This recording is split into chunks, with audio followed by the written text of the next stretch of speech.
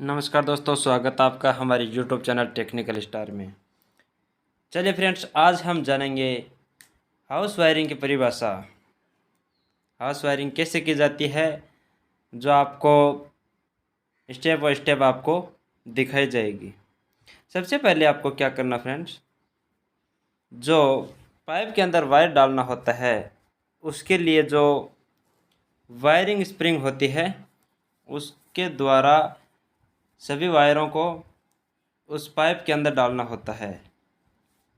तो सबसे पहले आपको इस स्प्रिंग को पाइप के अंदर डाल देना है। फिर उसका एक सिरा पाइप के अंदर आगे जंक्शन बॉक्स में निकाल लेना और जो दूसरा सिरा पीछे रहता है उस पर सभी वायर, जो चाहे सप्लाई का फेज हो, सप्लाई का न्यूट्रल हो, इन्वर्टर का वायर हो, या फिर बल्ब का हो, या फिर फैन का फेज न्यूट्रल जो भी हो, उन सभी को आप इस स्प्रिंग के माध्यम से पाइप के अंदर डाल सकते हैं। और हो सके जहाँ तक आपको ये ध्यान में रखना है कि सभी वायरों का कलर अलग अलग होना चाहिए।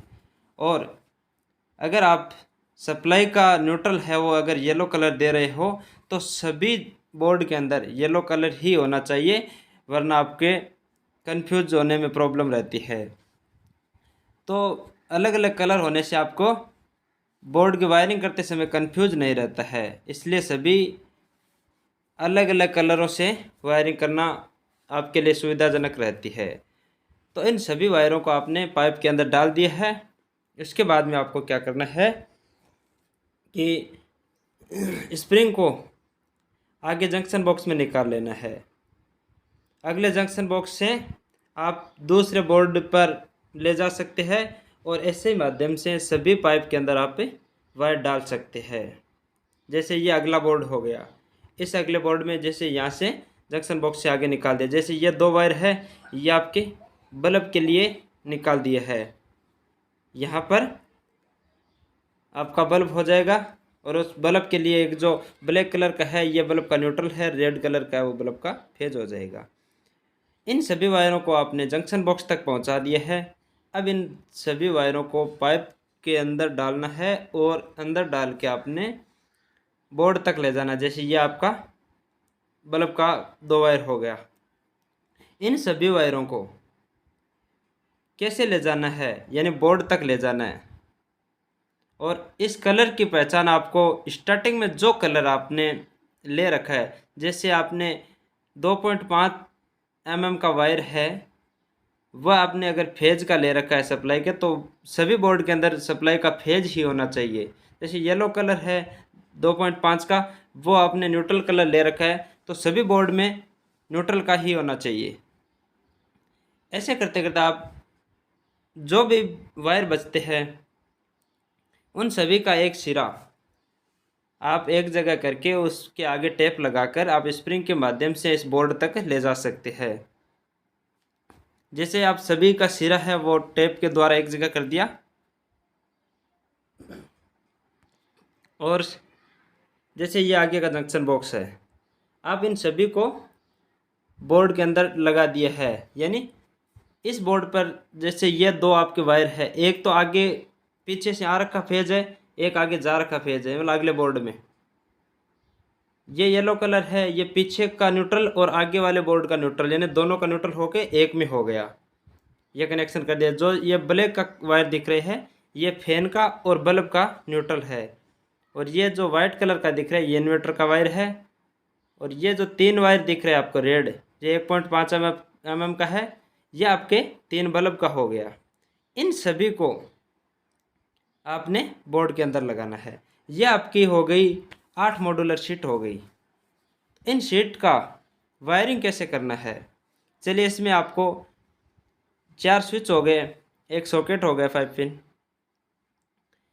इस सॉकेट का कनेक्शन कैसे होता है, जैसे एक सॉकेट के 2 पॉइंट पे एक पे एल लिखा हुआ है एक पे एन लिखा हुआ है। जैसे लाइन को आपने लाइन से कनेक्ट करना है, नहीं लाइन को स्विच से कनेक्ट करना है, तो स्विच को सभी स्विच का नीचे नीचे का जो टर्मिनल है उन सभी को आपस में कन्वर्ट कर दीजिए, यानी सभी को शॉर्ट कर दीजिए। सभी को शॉर्ट करने का मतलब एक स्विच पे अगर फेज वायर लगाने से सभी स्विच के अंदर करंट हो जाएगा। सॉकेट का जो ऊपर का पॉइंट जो एल लिखा होता है उस पॉइंट को आपने स्विच के ऊपर वाले पॉइंट से कनेक्ट कर दिया, और जो इंडिकेटर का एक वायर है वो फेज से कनेक्ट कर दिया, और इंडिकेटर का दूसरा वायर है वो न्यूट्रल से कनेक्ट कर दिया। ये आपका वायर है।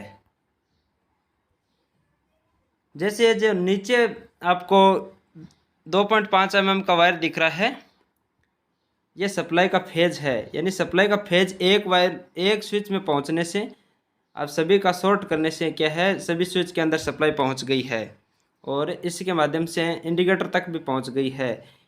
और जो येलो कलर का वायर दिख रहा है सप्लाई का न्यूट्रल है, तो सॉकेट को भी मिल गया और इंडिकेटर को भी मिल गया।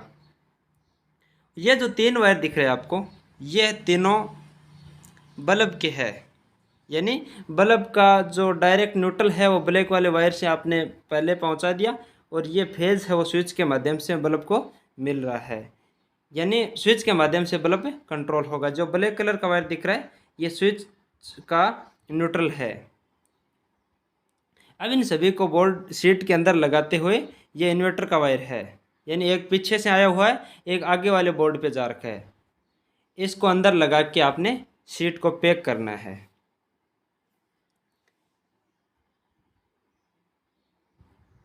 ये आपकी शीट है वो बनकर तैयार हो गई है। अब इसको मैंने स्क्रू भी लगा दिया है और मैंने चेक भी कर लिया, ये ऊपर नीचे नहीं है, यानी एकदम से रेवलिंग के अंदर है। आप चेक भी कर सकते हैं। ये इसका ऊपर का कवर हो गया, यानी ये कवर लगाने के बाद में आपको जो भी स्क्रू वगैरह लगाना है वो इस कवर से पहले लगाना है, और कवर को ऊपर लगाने का मतलब यह है कि अब इसकी फिनिशिंग भी अच्छी दिखे और देखने में भी शानदार लगे। ये आपकी 8 मॉड्यूलर शीट हो गई, अब देखने में बुरी नहीं लगती। चलिए फ्रेंड्स, वो पहले वाली थी इंडिकेटर सहित, अब मैं आपको दिखाऊंगा रेगुलेटर सहित 8 मॉड्यूलर शीट का कनेक्शन कैसे होता है। जैसे वही प्रोसेस, स्विच सभी को नीचे नीचे वाला टर्मिनल है वो आपस में शॉर्ट कर दीजिए, यानी एक स्विच पर फेज देने से सभी स्विच के अंदर फेज उपस्थित हो जाएगा। जैसे ये हो गई आपकी 12 मॉड्यूलर शीट, यानी स्विच को सभी को नीचे नीचे वाले सभी स्विच आपस में शॉर्ट कर दीजिए। और रेगुलेटर के अंदर कितने वायर आते हैं? 2। येलो कलर वाला है ये आपका सप्लाई का न्यूट्रल है, यानी इस बोर्ड के अंदर आपको न्यूट्रल केवल और केवल सॉकेट को ही देना है। जैसे रेगुलेटर के अंदर 2 वायर होता है और रेगुलेटर हमेशा श्रेणी क्रम में संयोजित होता है, तो रेगुलेटर का ये 2 वायर है रेड कलर के, ये हमारे फैन के है।